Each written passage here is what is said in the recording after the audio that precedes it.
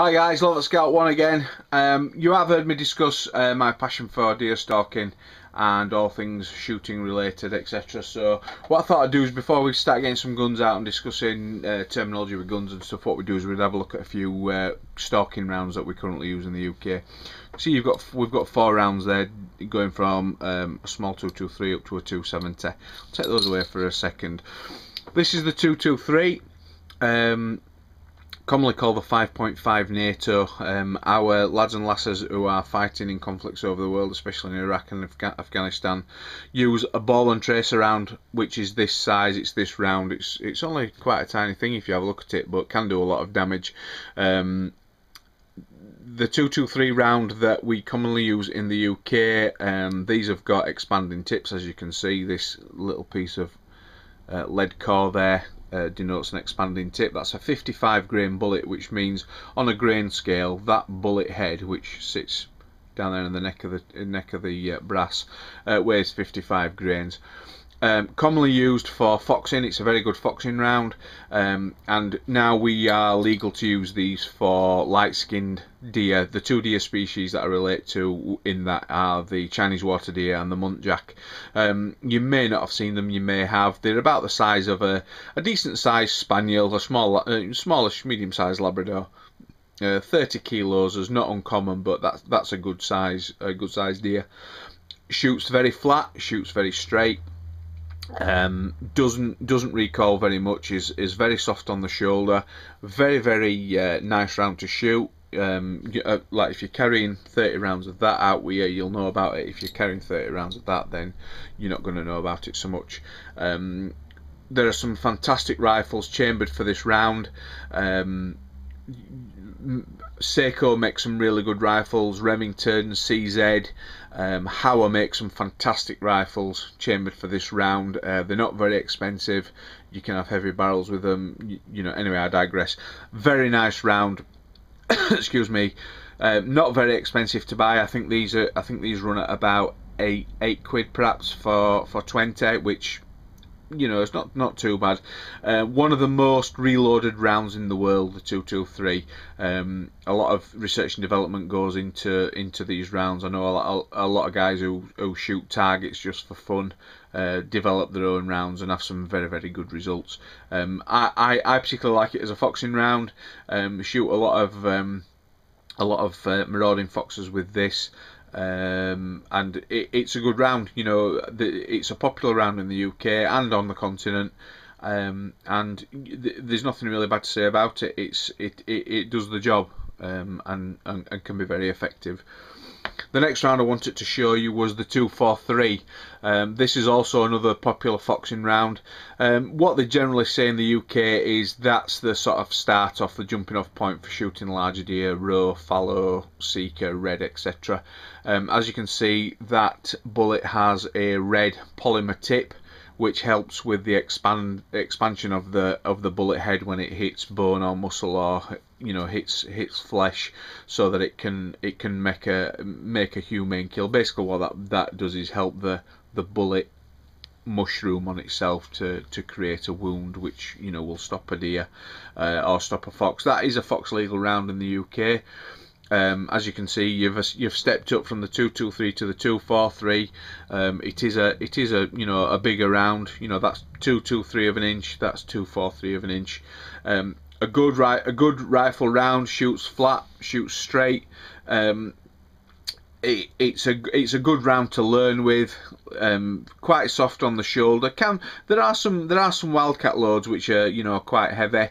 That do, you know. You do know you've shot it when you've shot half a dozen rounds of that. But that's a good round. A lot of cull stalkers, guys that go culling hinds on the hill in Scotland. I know a lot of Scottish stalkers swear by that round. A lot more swear by the 270, which, as you can see, again, is, you know, 0.27 of an inch, which is a big round. That goes up again. But yeah, 243, cracking round. The next one in the hierarchy would be that, which is the 6.555 Swedish Mauser. I'll go into that one in a bit more detail because that's one I know a great deal more about. This is a 270, as you can see, again, expanding tip. that is a big round. It does shoot straight. It does shoot, if you zero your rifle to 100 yards, you can comfortably shoot out to 200 yards with that. My best hit with that was 280 yards, and that was measured with a laser rangefinder. So I know, I know it's reasonably accurate. I shot a red hind with that in Suffolk from a high seat at dusk. It wasn't a shot I was aiming for. It wasn't a shot I wasn't trying to win a medal or anything like that. It was just a shot that presented itself. I don't really go for personal bests or anything like that, but you know, that is noted as my personal best.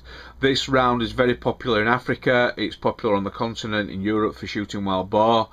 Our colleagues in Africa shoot plains game with this. They'll shoot impala, they'll shoot oryx, they'll shoot mountain goat. That's very heavy on the shoulder. If you've not got a moderated weapon, which I'll go into, I'll go into when I get my rifle out, that can be really severe on the shoulder. As can the 30-06, which is bigger again. It can. Once you've shot a few rounds, you really do know about it. But a good round, a good culling round, and again, it's a thing that does a job. After 25 years of being an engineer and being in fabrication and lifting toolboxes and welding plant and girders and machine vices and machine tools, I've got knackered shoulders. And last year was getting bad. I was in a lot of pain, so my doc, who's quite a good bloke, whipped me into the infirmary and had a surgeon look at me. And consensus of opinion was I needed a new shoulder, and my right shoulder, which is the one that I shoot off, got the bionic treatment. So I've had a new top of the humerus fitted in stainless steel and a Kevlar cuff, and been stitched back up. And I've had 10 months off, which is quite a long time for a stalker, and it's quite a long time for anybody who spends the time in the outdoors to be sort of kicking the heels about. But I'm back, new and improved. But unfortunately, 243's had to go, 270's had to go, and I've been umming and ahhing about changing it and getting a softer round, and I've come up with that. That's the 6.555 Swedish Mauser. A lot of people told me to stay away from this round because it was a bit of a wildcat load, difficult to get the cartridges, difficult to get a weapon to shoot them out of, all of which I found to be a load of rubbish. This is a very good round. The Swedish Mauser, even if you don't know anything about guns, you'll have probably heard about Mauser and the fantastic rifle actions and rifles that they've made over the years. This was the caliber of choice for the Swedish, Dutch and Austrian armies right up until quite recently, really, and I think some of them still do use it. The 6.5 basically is a neck down 270 cartridge. That's 2.70 of an inch, that's 0.264 of an inch in old money. What it is 6.5 millimeters case with a 55mm case length, and then you've got a large spire pointed bullet on the top.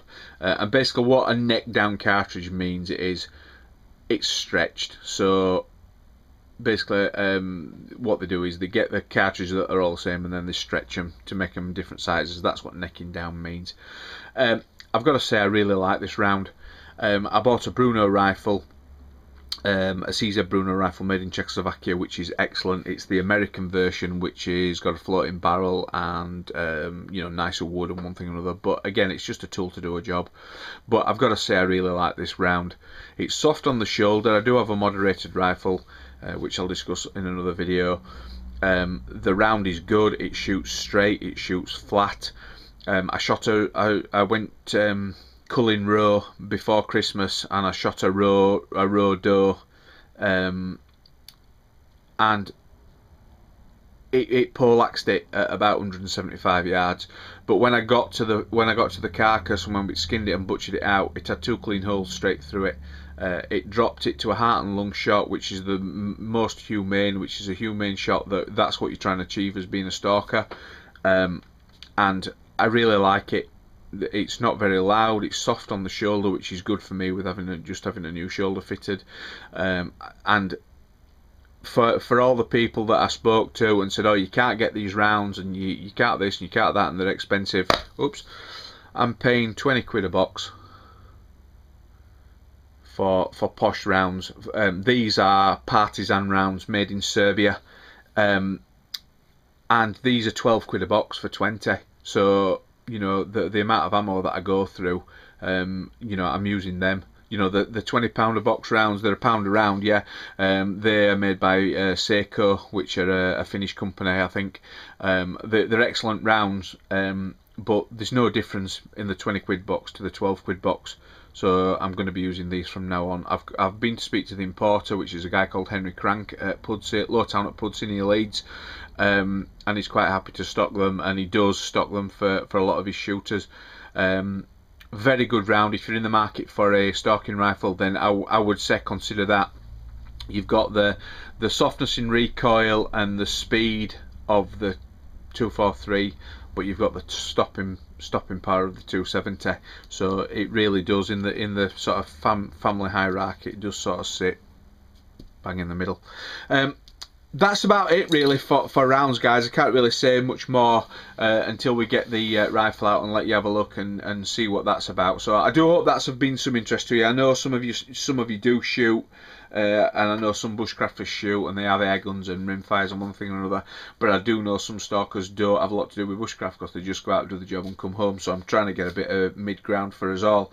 So like I said before, if you like what you're seeing, please give me some feedback. Subscribe if you want, that'd be really great.